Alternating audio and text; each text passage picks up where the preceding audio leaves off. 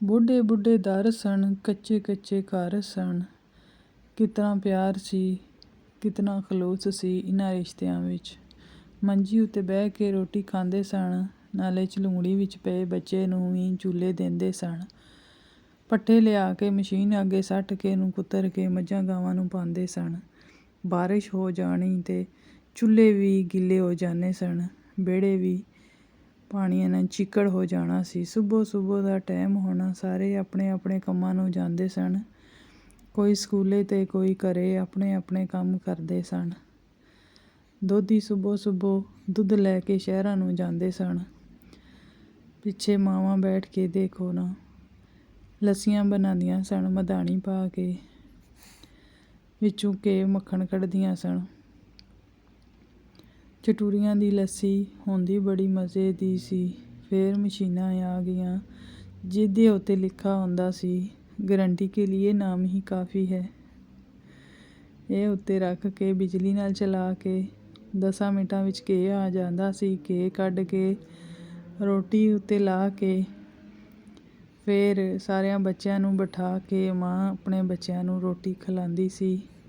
ਸਭ ਨੂੰ ਰੋਟੀ ਸ਼ੋਟੀ ਖਿਲਾ ਕੇ ਸਕੂਲਾਂ ਨੂੰ ਭੇਜ ਛੋੜਦੀ ਸੀ। ਗਾਓਂ ਵਿੱਚ ਸਕੂਲ ਸਨ, ਚੁੱਕੀ ਨਾ ਬਸਤਾ ਤੇ ਟੁਰ ਜਾਈਦਾ ਸਕੂਲ ਸੀ। ਟਾਟਾਂ ਉੱਤੇ ਬੈਠ ਕੇ ਪੜ੍ਹੀ ਦਾ ਸਬਕ ਸੀ।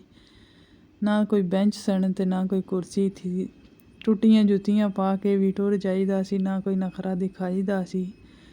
ਕਲਮ ਦੁਆਤ ਲੈ ਕੇ ਤਖਤੀਆਂ ਉੱਤੇ ਅਲਿਫ ਬਾ ਤਾ ਲਿਖੀਦਾ ਸੀ। ਕਿਤਨੇ ਹੀ ਸਾਦੇ ਜ਼ਮਾਨੇ ਸਨ, ਸਾਰੇ ਹੀ ਰਿਸ਼ਤੇ ਸੋਹਣੇ ਤੇ ਪਿਆਰੇ ਸਨ। ਹਰ ਕੋਈ ਆਉਂਦੇ ਜਾਂਦੇ ਨੂੰ ਸਲਾਮ ਕਰਦਾ ਸੀ। ਰਾਹ ਵਿੱਚ ਮਿਲ ਜਾਏ ਤੇ ਉਹਨੇ ਹਾਲ ਵੱਲ ਪੁੱਛਦਾ ਸੀ। ਕੋਈ ਕਿਸੇ ਤੋਂ ਕੋਈ ਨਾਰਾਜ਼ ਨਹੀਂ ਸੀ। ਮੱਝਾਂ ਨੂੰ ਸੁਬਹ ਪੱਠੇ ਛੱਠੇ ਪਾ ਕੇ ਇਹਨਾਂ ਦਾ ਦੁੱਧ ਕੱਢ ਲੈਂਦੇ ਸਨ।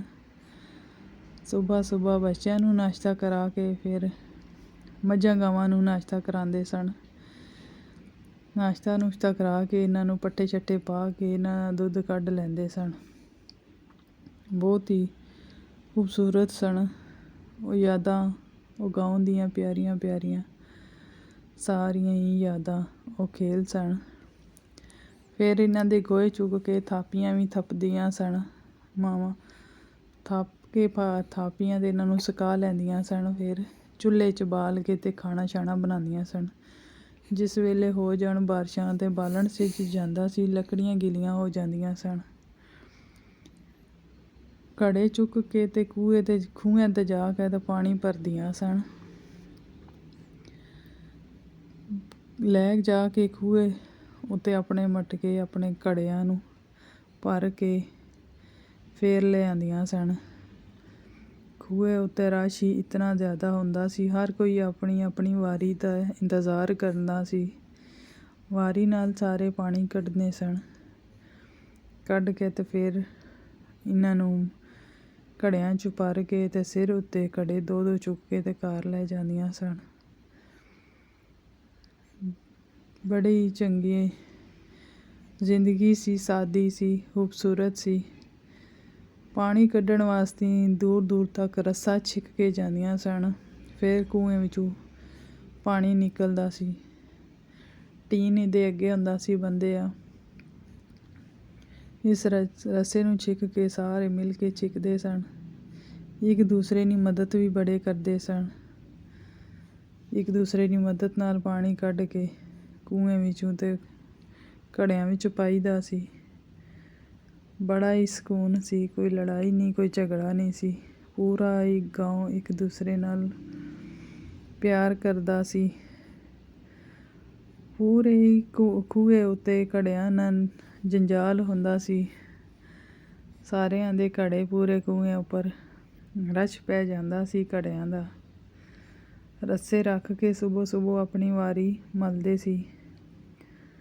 ਆਪਣੀ ਵਾਰੀ 'ਤੇ ਫਿਰ ਪਾਣੀ ਵੀ ਭਰਦੇ ਸੀ।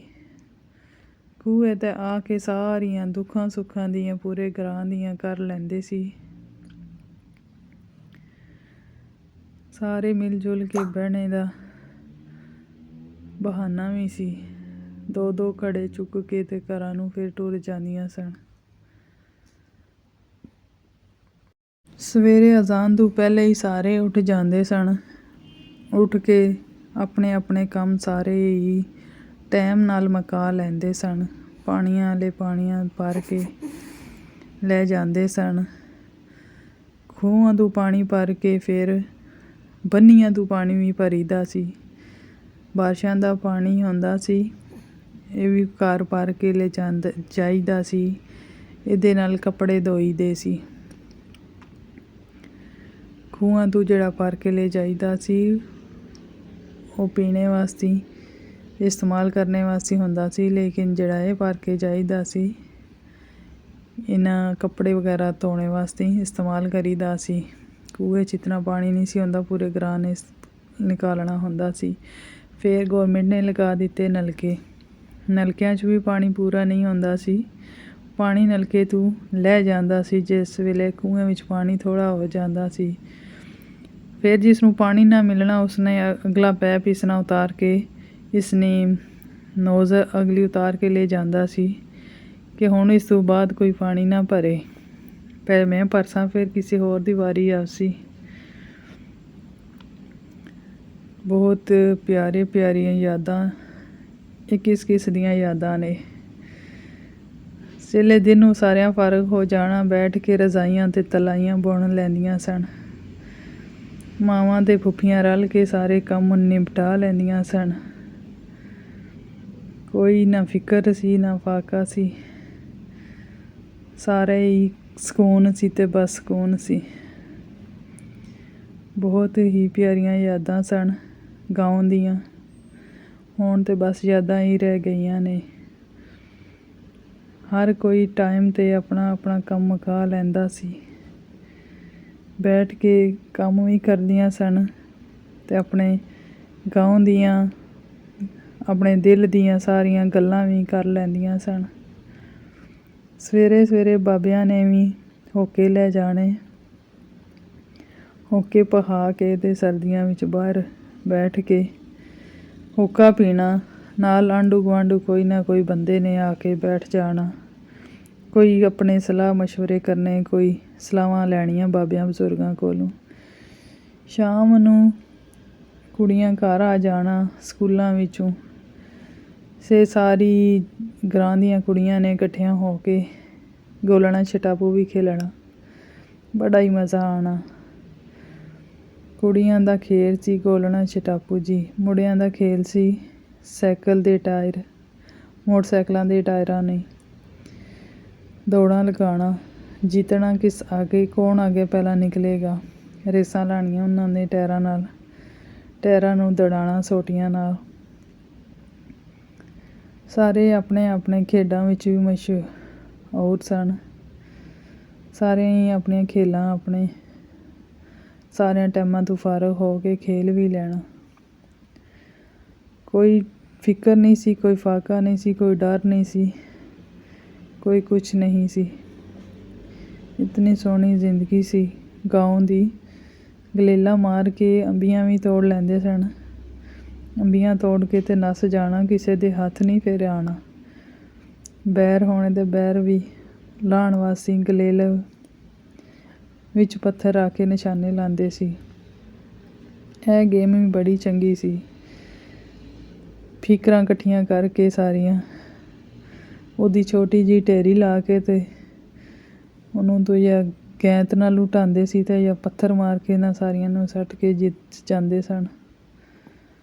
ਬਹੁਤ ਖੂਬਸੂਰਤ ਯਾਦਾਂ ਸਨ, ਬਹੁਤ ਚੰਗੇ ਦਿਨ ਸਨ। ਨਾ ਇਹ ਦਿਨ ਆਉਣੇ ਨੇ, ਨਾ ਅਸਾਂ ਇਹ ਦਿਨ ਦੁਬਾਰਾ ਵੇਖਣੇ ਨੇ। ਖ਼ਾਬ ਦੀ ਤਰ੍ਹਾਂ ਰਹਿ ਗਏ ਦਿਨ ਸਾਰੇ ਨੇ। ਗਾਉਂ ਵਿੱਚ ਆ ਜਾਣਾ ਇਸ ਬਾਬੇ ਨੇ, ਲੱਛੇ ਵਾਲੇ ਨੇ। ਅਸੀਂ ਬੜਾ ਰੌਲਾ ਪਾਉਣਾ, ਸਾਨੂੰ ਲੱਛਾ ਲੈ ਕੇ ਦਿਓ। ਚਿੱਟੇ ਅਤੇ ਗੁਲਾਬੀ ਰੰਗ ਵਿੱਚ ਲੱਛੇ ਹੋਣੇ।